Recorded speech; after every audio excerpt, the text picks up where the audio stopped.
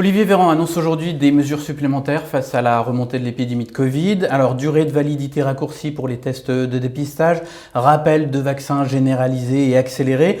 L'objectif, c'est d'éviter de revenir aux jauges, aux fermetures, au couvre-feu, au confinement. C'est ce qu'a expliqué hier le porte-parole du gouvernement, Gabriel Attal. D'autres pays sont pourtant en train de prendre des mesures de ce type. Je pense à l'Autriche, à la Slovaquie.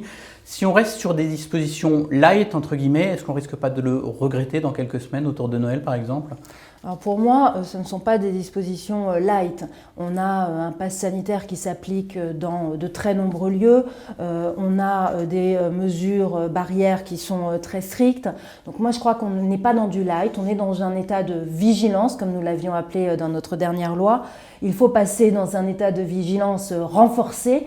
Maintenant, vaccination qui doit continuer à s'accélérer avec cette fameuse 3e dose applicable, je l'espère, au plus grand nombre, le plus rapidement possible, parce qu'on sait qu'elle nous protège et qu'elle nous protège collectivement. Respect des gestes barrières, bien sûr. On a tous tendance à se relâcher. Vous, moi, il faut qu'on remette le paquet sur les gestes barrières, sur le masque, sur le lavage des mains, etc.